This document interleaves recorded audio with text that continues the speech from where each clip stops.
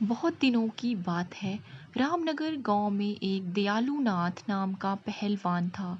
उसका नाम तो दयालु था पर दया उसके स्वभाव में नहीं थी। उसकी माँ का नाम सीता था।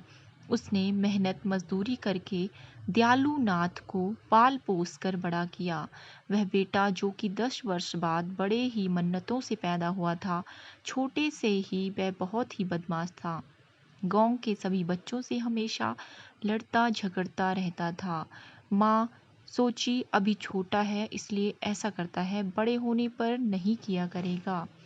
कुछ सालों बाद जब वो बड़ा हुआ फिर भी उसकी आदत वैसी ही रही। और तो और वह अब अपनी माँ की इज्जत भी नहीं किया करता था। फिर भी माँ उसे कुछ नहीं कहती। वह उसकी गलतियों को अनदेखा करती थी। सीता को ऐसा लगा कि वह आज नहीं तो शादी के बाद सुधर जाएगा।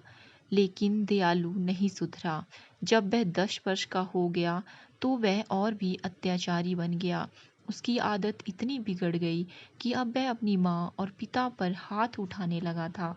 2 साल बाद उसके बूढ़े पिता भी दुनिया से चले गए। माँ अब अकेली रह गई। उसे अपने बेटे की चिंता होने लगी थी कि उसकी मृत्यु के बाद उसके बेटे का क्या होगा। उसे खाना बनाकर कौन देगा।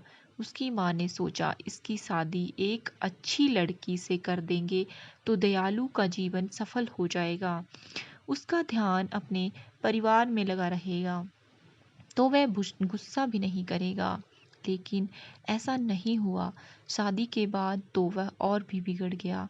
पत्नी पुष्पा तथा अपनी सास देविका, जो कि 2 दिन के लिए अपनी बेटी के घर पर मिलने आई हुई थी, उसे भी एक दिन दयालु ने शराब के नशे में आकर मारा और गाली गलौज किया। बेचारी पत्नी क्या करती, वह गरीब परिवार से थी और ज़्यादा पढ़ी लिखी भी नहीं थी, इसलिए वह चुप रही। कुछ महीनों बाद उसकी बूढ़ी माँ की मृत्यु हो गई। 4 साल के अंदर उसने 3 बच्चों को जन्म दिया। दयालु उन बच्चों को भी मारा पीटा करता था। पुष्पा यह गम सहती गई और कुछ न कह पाती थी। नौकरी की तरह घर के सारे काम नौकरों की तरह करती थी। रात को भी वह चैन की सांस नहीं ले पाती थी। उसका पति शराब पीकर आता और मारा करता था। 10 साल तक तो बेचारी पुष्पा जैसे तैसे करके काम काज करती रही और अपने अत्याचारी पति की मार सहती रही ताकि उसके बच्चे पढ़ लिख कर अच्छे ऑफिसर बन जाएं और उनकी माँ की तरह जीवन ना जिए। भगवान की कृपा और पुष्पा की मेहनत रंग लाई। जो कॉलेज में लड़की पढ़ती थी वह एमएससी सेकेंड ईयर में प्रथम आई। उसकी माँ का सपना पूरा होने लगा था। उसे अपनी बेटी पर गर्व था कि वह एक दिन बड़ा मुकाम हासिल करेगी। अचानक एक रोज उसके पिता शराब के नशे में घर आए।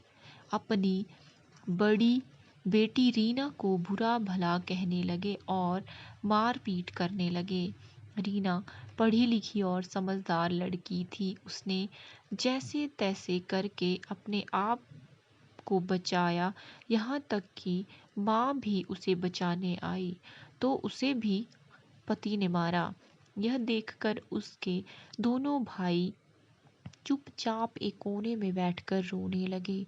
रीना अपनी गलती के बारे में पूछती है कि मैंने कौन सी गलती कर दी। सीधा कॉलेज से घर ही तो आ रही हूँ पिताजी। शराब की हालत में जोर से पिता बोलते हैं, मैंने अगली बार तुम्हें राहुल के साथ देखा तो समझ जाना। रीना मध्यम स्वर में, राहुल मेरी कक्षा में पढ़ता है और मेरा एक अच्छा मित्र है। पिता, मैंने तुम्हें इतना बड़ा क्या राहुल के लिए कहा कि तुम उसके साथ चली जाओ। तुम्हारे ऊपर और तुम्हारे ऊपर सिर्फ मेरा ही हक है, इसे मैं किसी और के हवाले नहीं कर सकता हूँ। रीना और उसकी माँ यह वाक्य सुनते ही चुप हो गए और अपने मन में सोचने लगी कि ये पिता है या कि हैवान। रीना अब इस घर में एक पल के लिए भी नहीं रुकना चाहती थी, क्योंकि हर रोज के नाटक से वह थक चुकी थी। अब उसे अपने पिता से भी डर लगने लगा था। आज तो उसके पिता ने इंसानियत की हद पार ही कर दी थी। अब उसे पिता नाम से भी घृणा होने लगी थी। आसपास के लोग भी उनकी मदद करने से डरते थे।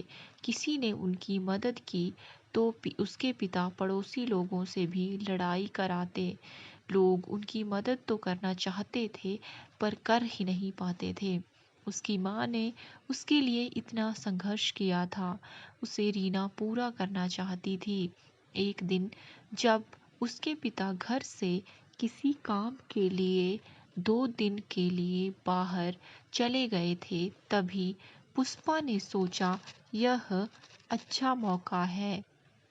रोज रोज के झगड़े से तंग आकर पुष्पा ने रीना की शादी अपनी सहेली के बेटे राहुल, जो कि उसी की कक्षा में पढ़ता था, से करवा दी और अपनी बेटी को इस नर्क से निकाल दिया। उसी रात रीना और राहुल उस गांव से चले जाते हैं और नागपुर शहर में जाकर अपनी आगे की पढ़ाई करते हैं।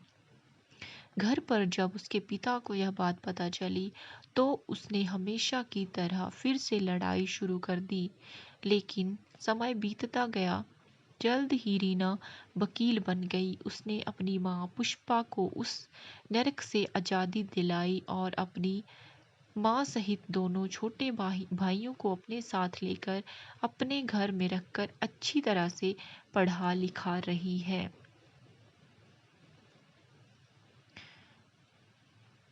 आज यह सब लोग एक सम्मान का जीवन व्यतीत कर रहे हैं। पुष्पा का यह संघर्ष भी पूरा हुआ। उधर उसके पिता अब अकेले अपनी जिंदगी काट रहे हैं, क्योंकि कोई भी उनके खाने के लिए उन्हें नहीं कहता। जैसे तैसे वह पापी अपना जीवन जी रहा है, या कह सकते हैं कि अपने कर्मों की सजा भुगत रहा है। इसलिए ऐसा कहा जाता है कि धरती पर स्वर्ग और नर्क हैं। जो जैसा कर्म करेगा उससे वैसा ही भुगतान करना पड़ेगा। इसलिए सबके साथ अच्छा व्यवहार करना चाहिए, ताकि हमारे साथ भी लोग अच्छा व्यवहार कर सकें।